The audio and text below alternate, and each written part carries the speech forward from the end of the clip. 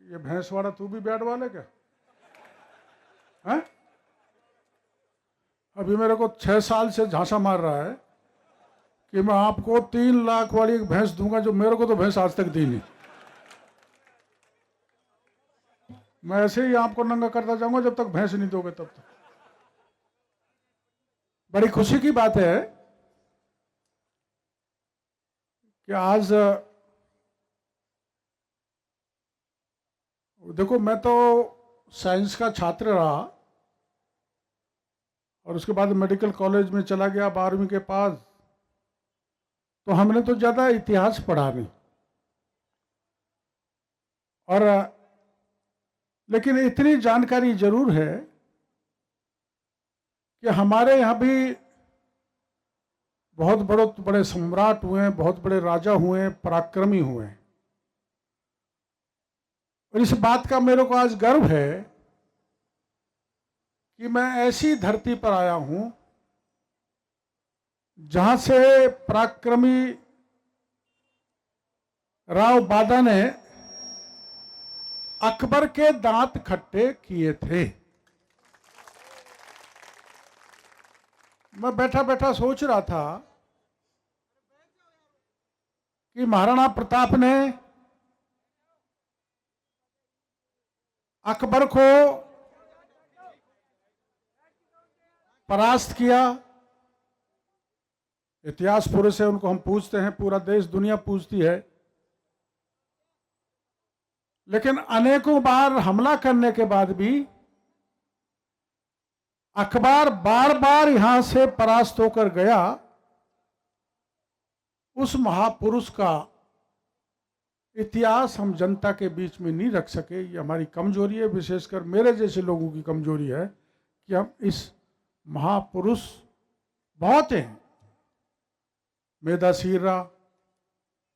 अभी मैं इतना पढ़ने के बाद भी मेरे को ये पता नहीं था कि आमागढ़ भी है।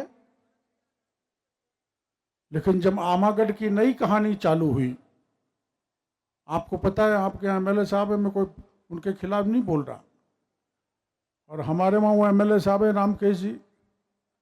अब चक्कर तो दूसरा था, वहां आमागढ़ पे कब्जा करना चाहते थे। होटल बन जाए, मजे करें। तो भाई ये बताओ, आप सारे महादेव बाबा को जानते हो ना, मानते हो ना? अरे महादेव को, महंगी वाले महादेव को और सारे महादेव को, शंकर की पूजा करते हो ना आप? उस शंकर के बारे में आपको जानकारी होगी कि आमागढ़ के राज्य ने, जो नांदला गोत्र का हुआ करता था, जिसे आजकल बड़गोती कहते हैं, वहां की महादेव जो उनके द्वारा पधराया गया था, उसकी मूर्ति को लोगों ने तोड़ दिया। और वो झंडा जो युद्ध में काम लेते थे, उस विजय पताका को भी फाड़ दिया। अब बहुत सारी चीज है। तो हमको तो जब पता लगा कि ये तो आमागढ़ तो कोई पराक्रमी सम्राट नांदला गोत्र का हुआ था, तो हमारे आपके एमएलए गोपाल जी भी वोट के चक्कर में पड़ गए, रामकेश जी भी पड़ गए, 3-4 और पड़ गए, और कहने लगे हम तो हिंदू ही नहीं है। आपने पढ़ा होगा भाषण का, हम तो हिंदू ही नहीं है। तो मैं उनसे कहना चाहता हूं, भाई अब देव सो रहे हैं, तुम अपनी बहन बेटी की शादी कर लो। जो एक भी मीणा तुम्हारी शादी में आ जाए तो मैं राजनीति छोड़ दूंगा। मैं ये बात इसलिए बोल रहा हूं कि वोट की राजनीति महापुरुषों के बीच में नहीं होना चाहिए। और जो बात हमारे गुलाब ने कही है, शंकर जी ने कही है, देखो मैं तो भाई यहां लोकसभा का चुनाव भी एक बार लड़के गया था, आपने खूब जम के वोट दिए थे। लेकिन इस इलाके में मेरी आवाजाही कम होती है, और मैं माफी चाहूंगा आपसे कि राव वादा का इतिहास मेरे को पूरी तरह से पता नहीं था। और ये गुलाब जी ने कहा है, मेरे मन की भावना है। और कितनी अच्छी मूर्ति शंकर जी ने यहां लगाई है, कितनी अच्छी महत्वपूर्ण जगह हनुमानाराम जी ने दी है। मेरे दिमाग में आया जैसे ही अनावरण किया कि मैं जो भी हमारे सम्राट हुए हैं, जो भी संत हुए हैं, जो भी स्वतंत्रता सेनानी हुए, राजनीतिक नेताओं को छोड़कर, आपको ध्यान नहीं होगा, एक मुनि मगन सागर जैन समाज धारण किया उन्होंने, उनियारा के थे, बहुत बड़े संत हुए थे। तो ऐसे संत, ऐसे सम्राट, ऐसे राव बादा जो हमारे समाज के जहां जहां भी हमारे प्रदेश में, देश में हुए हैं, उनकी मूर्तियां, प्रतिमाएं मैं मीणा हाई कोर्ट में लगाऊंगा। इस बात का आपको मैं आश्वासन देना चाहता हूं, क्योंकि वहां अब वो आस्था का केंद्र बन गया, अच्छा स्थान है, सब जाते हैं, लाखों की तादाद में लोग वहां पर जाते हैं। अब एक गड़बड़ जरूर है कि मेरा नाम घर वालों ने रख दिया किरोड़ी लाल, जेब में कौड़ी है नहीं, तो बनाएंगे कहां से। पर मेरे को पता है कि शंकर जी के पास बहुत जमीनों का लंबा पूरा कारोबार है, या तो कहीं न कहीं आसानी से दे देंगे, नहीं तो किसी न किसी बड़े प्लॉट में इनको फंसा देंगे, तो वैसे देना पड़ेगा। ये मजाक की बात है, बुरा मत मानना। यानी कि अभी एक बच्चा मेरे कान में कह रहा था कि एक पेनोरमा बने, तो हमारे महापुरुषों का पेनोरमा जितने भी हुए और पूरे समाज का हमने तय कर रखा कि हम मीणा हाई कोर्ट में इनका पेनोरमा बनाएंगे।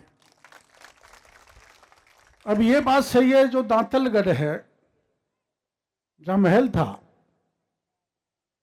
मेरे को तो किसी ने बताया नहीं। अब ये गुलाब आ जाता है टिकट मांगने, इसने कभी नहीं मेरे से कहा कि साहब आप दांतलगढ़ चलो। और एक से सुबह मैं पूछ रहा था, मैंने भाई ये दांतलगढ़ कहाँ है, किससे पूछा था भाई, कोई है क्या सर्जनिया, मैंने फोन करके पूछा था, कैसा वो दांतली है तो सही जयपुर में। भाई ये ज्ञान अधूरा है, इसलिए मैंने गुलाब को कहा था, मैंने गुलाब एक अच्छी सी छोटी सी किताब छाप के उसका विमोचन कराओ और सबको बांटो, ताकि थोड़ी थोड़ी जानकारी समाज के सब लोगों को होनी चाहिए।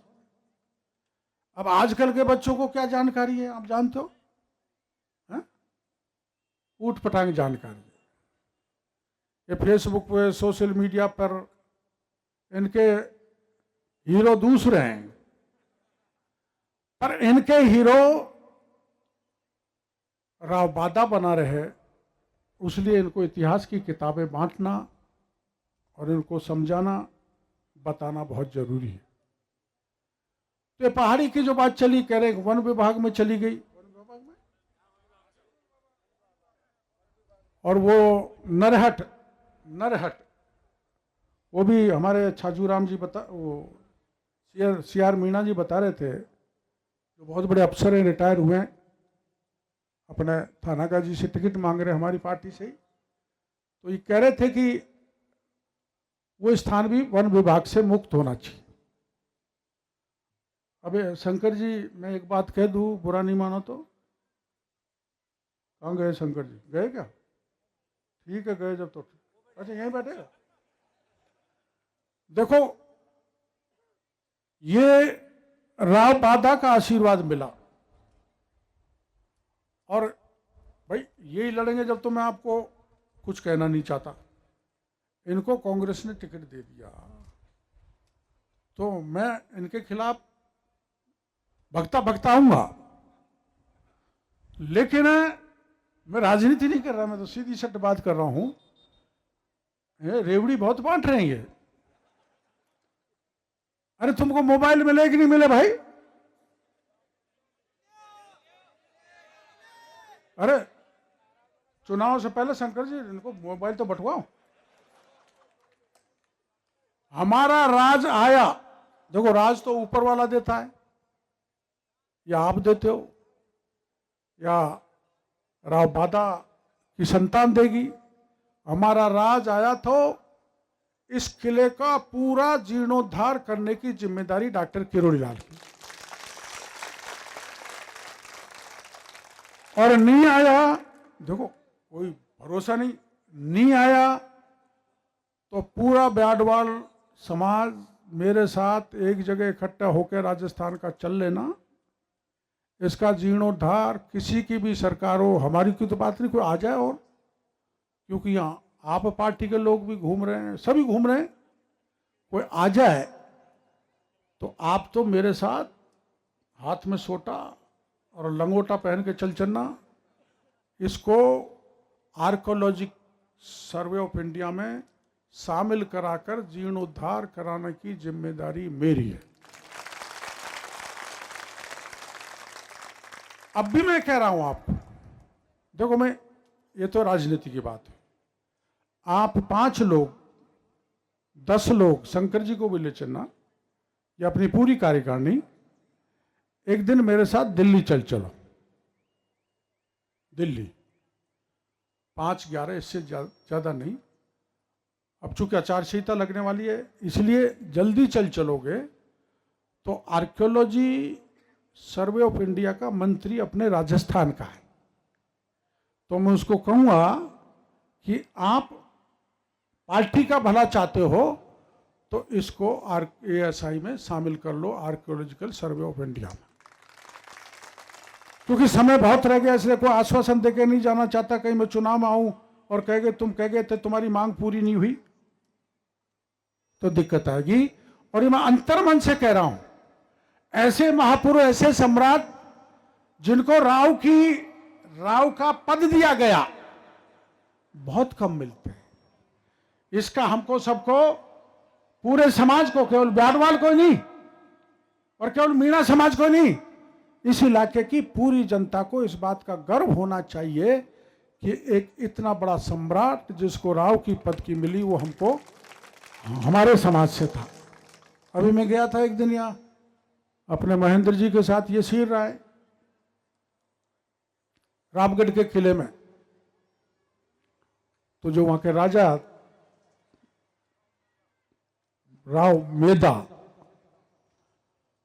वहां काम चल रहा है, मैं देख के आया था, लेकिन मेदा और बगल में जो सीरा लिखा हुआ था वो हटा रखा था। मैं इनको कह के आया था महेंद्र जी को, तो आप इसका विरोध करो, नहीं तो मेरे साथ आओ, इसको करेंगे।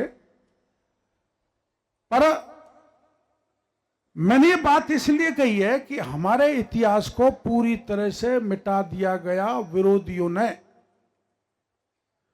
इसलिए जितने इतिहासकार यहां, जो इतिहास के जानकार बैठे हैं, मैं उनसे प्रार्थना करूंगा कि जो हमारे ऐसे पराक्रमी सम्राट हुए हैं उनका इतिहास छोटे छोटे में तैयार कराया जाए, और कभी मौका मिला तो हमारी विरासत और इतिहास को जिंदा करने का काम हम सब मिलकर करेंगे। इस बात का भरोसा मैं आपको देना चाहता हूं। अब यहां रामधन जी हैं क्या? लॉ सेक्रेटरी नाम बोल रहे थे। ये भी मेरे को कभी कभी मिलते हैं, ताली बजा के स्वागत करोगे। देखो इतने बड़े अधिकारी हमारे बीच में विराजमान हैं। विराजो अपने सीआर मीना जी, ये वाकई हैं थाना गाजी के। हमारे नाथू जी और गुलाब जी विराजो। मुंह छोड़ा, आप भी खड़े हो जाओ।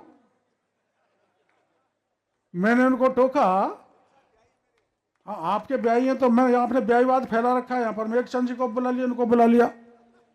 मैंने कहा आप कैसे आ गए मंच पे? ये कह रहे कि ब्याड वालों को ठेका है क्या? ये लाल सोट में प्रधान रहे हैं फैली राम जी, विराजो फैली राम जी। और 2-3 एक यहाँ महिलाएं भी, वो बहन बेटी में चश्मे वाली का नाम नहीं जानता, और ये सुमन को तो मैं जानता हूँ, सुमन ही है नहीं, मंजू जी की बेटी बैठी है, वो डिप्टी, तू खड़ी हो जा बेटी। ये हम गए सवाई माधोपुर आंदोलन करने तो लाठी लेके खड़ी हो गई, मारूंगी, यहाँ आ गए थे। कोई नहीं छोड़ता हमको तो भाई। लाठी लेके खड़ी हो गई। इनकी जिम्मेदारी बनती है कानून की रक्षा करना। पर मैं आपको यह बताना चाहता हूं इस मौके पर, मैं प्रशंसा नहीं करना चाहूंगा और कहना चाहूंगा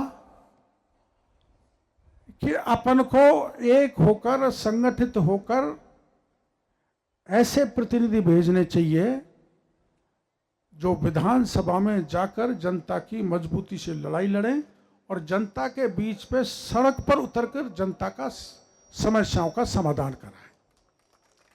अब हमारे यहाँ हो क्या रहा है, एक दिन मेरे पास यहाँ 4-5 लोग गए, उन्होंने कहा साहब पीआर मीणा की खान चल रही है। मैंने ये कहाँ गए कि एमएलए टोडा भीम से। तो मैंने कहा तुम क्यों बंद कराना चाहते हो? साहब ये गोपाल का लेटर है। अब गोपाल भी कांग्रेस का और पीआर मीणा भी कांग्रेस का, तो ये कांग्रेस का भाई कांग्रेस की शिकायत क्यों करते हैं शंकर जी? ये चक्कर क्या है? अब इनकी तो आदत है आपस की, पायलट साहब भी लड़ रहे हैं, गहलोत साहब भी, ये तो लड़ते रहते हैं, मैं उनकी में नहीं जाना चाहता। लेकिन फिर कुछ दिन बाद मैंने बच्चों को बुलाया, वो खानों का क्या हुआ? साहब वो तो चल गई। कि कैसे चल गई? कि उन्होंने टोडा भीम के एमएलए ने अपने जम्मू रामगढ़ के एमएलए को पैसे दे दिए 10 लाख, इसलिए खूब खान चल रही है। मैंने उदाहरण इसलिए दिया है, मैं कोई गोपाल जी का खिलाफत वाला आदमी नहीं हूँ, मेरे मित्र हैं वो, और मित्रता इतनी है कि मेरे को गांव ध्यान नहीं आ रहा। एक दिन गोलमा आई थी किसी गांव में कोई उद्घाटन कराने के लिए, मेरे को गांव ध्यान नहीं है, तो पट्टिका लगाई गई थी उस गांव पे, तो बाद में एमएलए साहब आए, गोपाल जी पट्टिका तोड़वा गए। तो मेरी मित्रता है ना, जो पट्टिका गोलमा की तोड़वा दी, कम मित्रता है क्या? मेरा कहने का मतलब यह है, कोई भी व्यक्ति ओछी राजनीति करने वाला अपने बीच में से नहीं जाना चाहिए विधानसभा में। दिल से बड़ा, छोटे मन वाला बड़ा नहीं हो सकता और टूटे मन से कोई व्यक्ति खड़ा नहीं हो सकता। मैं आपको कहना चाहता हूं 72 साल का हो गया, लेकिन इस बात का भरोसा पूरे बहन बेटियों को, भाइयों को, जवानों को और पटेलों को देना चाहता हूं, चाहे प्राण की बाजी लगानी पड़ जाए, लेकिन मैं आपकी बात पर खरा उतरूंगा, आपके मन को टूटने नहीं दूंगा। जब मेरे को यह पता लगा कि आमागढ़ पे झंडा नहीं फहराने दे रहे, तो राजस्थान के मुख्यमंत्री ने कहा ना, किसी हालात में हम आमागढ़ पे चढ़ने नहीं देंगे, परिंदा भी पैर नहीं रख सकता। मैंने कहा गहलोत साहब परिंदा तो छोड़ो, डॉक्टर किरोड़ी लाल आप कितनी भी पुलिस लगा लो, वहां जाकर झंडा फहराएगा। आपको पता है जिस दिन हम झंडा फहराने गए थे, शायद मेरे को 9 अगस्त की बात है, रात के 2:30 बजे 3 बजे बरसात हो रही जबरदस्त, हम पहाड़ पर चढ़े, कांटे, कीकर, फिसलन, सांप, घोड़े, बघेरे, और पहाड़ एक नहीं 2 और 2.5 किलोमीटर का किले का परकोटा, 7.5 किलोमीटर पहाड़ चढ़कर इस 72 साल की उम्र में मैंने आमागढ़ पे जाके 9 कार्यकर्ताओं को ले जाके झंडा फहरा दिया। ये काय के लिए? मैंने सोचा जो 1000 वर्ष पहले हमारा एक महापुरुष हुआ जिसने जयपुर पे राज किया, आमागढ़ का इतना बड़ा ठिकाना बनाया, उस पर जो हमारे महादेव जी की मूर्ति है उसको कोई तोड़ दे और उसके झंडे को हटा दे, मैं उसकी संतान हूं, वहां का झंडा फहराना चाहे मेरे प्राण चले जाए, मेरा कर्तव्य वहां पर जाके झंडा फहराने का। फहरा दिया। 3-3, 4-4 एसपी आ गए, आईजी आ गए, पुलिस आ गए, कहां से घुस गए।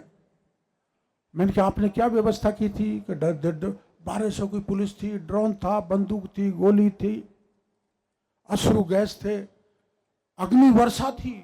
एक हथियार है, मेघचंद जी जानते हैं, वो जो ऐसा होता है जो अग्नि की वर्षा करता है, जो आदमी भग लेता है।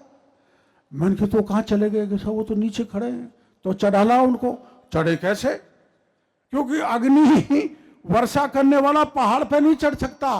ड्रोन जरूर चढ़ रहा था, लेकिन ड्रोन की भी हमने नीचे से आंख बंद कर दी, ड्रोन को भी नहीं दिखा, हम खाओ के चले गए। मैंने ये उदाहरण इसलिए दिया है, स्वतंत्र देश में जहां इतना बड़ा राजा हुआ नाडला गोत्र का, उसके मंदिर के ताला लगा दे और वहां के झंडे को फहरा दे। मैं आप जवानों को भी कहना चाहता हूं, सरकार ने सरकार की छाया इस गढ़ को बना के देगी, दांतलगढ़ के गढ़ को। आप तो मेरे साथ तैयार हो जाओ, सड़क पर उतर जाओ, सरकार नहीं सरकार की छाया खाओ, इसका जीर्णोद्धार करना पड़ेगा, इसकी गारंटी मेरी है। अरे भाई तुम तो 22-22, 23 अब ये नारे लगा रहे थे रास्ते में, बाबा तुम संघर्ष करो, हम तुम्हारे साथ हैं। मैं कब तक संघर्ष करूंगा, मैं तो 72 साल का हो गया। ये कुछ करना नहीं चाहते, लेकिन हां इन्होंने किया। जब जयपुर की पुलिस मेरे को पकड़ कर ले गई थाने पे विद्याधर नगर पर, तो पूरे राजस्थान के जवान सड़क पर उतर आए और मेरे को 1.5-2 घंटे में थाने से छुड़वा लिया, मुकदमा भी वापस करवा लिया। इतनी बड़ी ताकत मेरे साथ रहेगी तो मैं पूरी समस्याओं का आपका समाधान करवाने की जिम्मेदारी मेरी। अब मेरी गाड़ी में बैठ गया पहले महेंद्र पाल, फिर गुलाब को पता लगा कि मैं पीछे रह गया, तो ये भी इसने मेरे गनमैन को फेंका, ये भी घुस लिया। मैंने कहा भाई चक्कर क्या है कि साहब टिकट का फैसला करो। मेरे हाथ में तो कोई टिकट है नहीं, मैं 2-4 हजार वोट दिलवा दूंगा। तो मैंने महेंद्र से पूछा, रे अब तो यार इसको लड़ जाने दे, क्या है तू अब के साहब। देखो ऐसा है, यहाँ का फार्मूला है, पहले जगदीश हारा था फिर जीता था, यही बता रहा था मेरे को तो महेंद्र। और मैं हार गया तो जीतने का नंबर मेरा आएगा। फिर मैंने कि शंकर हारने के बाद शंकर को टिकट मिलेगा जब तो महेंद्र ने कहा मैं ही हूं, इसने खरीद नहीं मना कर दिया गुलाब ने। ये मजाक की बातें हैं। हम दोनों ही अच्छे कार्यकर्ता हैं। जगदीश जी भी बहुत अच्छा काम किया है, उन्होंने विधानसभा में बहुत अच्छा बोलते थे। हमारे वो आप खड़े हो ना नेताजी, इनका परिचय तो करा दूं मेरे सब कार्यकर्ताओं को। गठवाड़ी वाले सरपंच साहब आप भी बैठ वालों का खड़े हो जाओ, आप खड़े हो जाओ भाई। शंकर जी को जानते हो, छाजू राम जी तो यहाँ से लड़ेंगे नहीं, सीएल साहब तो, और हमारे समदर्शी और महेंद्र पाल जी। जगदीश जी आप क्यों पीछे रहते हो, या नहीं लड़ना चाहते? और प्रधान जी, इनमें दोनों देव जेठानी में झगड़ा हो रहा है, तो घर का फैसला हो जाएगा जब देख लेंगे। है मेरी मजाक की बातें, इनको बुरा मानने की जरूरत नहीं है। आपने बहुत अच्छा भव्य कार्यक्रम रखा हमारे के भूखे भजनन होए गोपाला, ये लो तेरी कंठी माला। अभी बहन बेटियां पर बेचारी खड़ी हैं। खाना खा लिया क्या भाई तुमने? आप लोगों ने खा लिया? तुम तो सब खा के आए हो, बदमाश हो। इसलिए यहाँ ज्यादा कोई राजनीतिक सभा होती तो मैं और ज्यादा बोलता और उसमें मजा भी आता, तालियां बटोरता। और हम तो विपक्ष में तो जो रेवड़ियां बट रही उस पर बोलता, लेकिन शंकर जी बैठे यहाँ पर तो बोल नहीं सकता। दूसरे समाज के सभी दलों के लोग यहाँ पर हैं, लेकिन मैं ब्याडवाल गोत्र के भाइयों का धन्यवाद देना चाहूँगा कि उन्होंने अपने महापुरुष को याद किया, और याद भी पूरे राजस्थान के ब्याडवाल भाइयों ने किया। मेरे को यहाँ आने का मौका आपने दिया, बड़ी कृपा हुई आप पूरे ब्याडवाल गोत्र के भाइयों का कि आपने मेरे को इस कार्यक्रम में मुख्य अतिथि बनाया। ऐसी मेहरबानी आपकी मेरे पे सदा बनी रहे। अबे मेहरबानी की बात कही है तो ये गुलाब मेरी तरफ देख रहा है, कहीं यहाँ यह का चुनाव नहीं लड़ ले। वो तेरी नजर से मत देखे भाई, मैं नहीं लड़ूंगा जम्मू रामगढ़ से। और अब तो मैंने सारे चुनाव लड़ दिए, अब कौन सा चुनाव लड़ रहा है? एमएलए लड़ लिया, एमपी लड़ लिया, मंत्री बन लिया, संतरी रह लिया, सब कुछ हो गया। आपने एक बार मैं लोकसभा का चुनाव लड़ा था पायलट साहब से, तो इस इलाके ने जिस दमदारी के साथ मेरा सहयोग दिया, मैं उसको जीवन में नहीं भूल सकता। यहाँ का ब्याडवाल ही नहीं, किसी भी गोत्र, किसी समाज का भाई मेरे को कभी भी कोई काम बताएगा तो मैं आधी रात पर भी उसकी सेवा करने के लिए तैयार मिलूंगा। मैं तैयार रहता हूं। आपको पता है, मैं ये पुलवामा में अपने 5 लोग राजस्थान से शहीद हुए थे, देश की रक्षा के लिए बलिदान दे दिया। उनकी पत्नियां तो वो वीरांगनाएं हो गई, और जब उनका अंतिम संस्कार हुआ तो सरकार के बड़े बड़े मंत्री पहुंचे, वादा किया सड़क लगा देंगे, कॉलेज का नाम कर देंगे, मूर्ति लगा देंगे, नौकरी लगा देंगे। जब नहीं दी तो 4 महीने बाद मेरे पास आई, 4 साल बाद, कि साहब हमको मुख्यमंत्री जी से मिला दो, ये शिकायत में शंकर जी को कर रहा हूं। शंकर जी अब भी मिला दो मुख्यमंत्री जी से तो ठीक रहेगा, थोड़ा कुछ काम चल जाएगा, तुम्हारा नहीं पूरा सुपड़ा साफ होना है। मुख्यमंत्री जी से मिलने के लिए आई। मैं 5 वीरांगना को मुख्यमंत्री जी से मिलाने गया तो मुख्यमंत्री जी मिले नहीं। तो 10 दिन तक जयपुर की धरती पर वीरांगना को यह मांग करके लेके बैठा रहा, हे मेरे राजस्थान के मुख्यमंत्री, देश के जिन सपूतों ने देश की रक्षा के लिए प्राण न्यौछावर कर दिए, उनकी 5 वीरांगनाओं से 2 मिनट बात तो कर लो।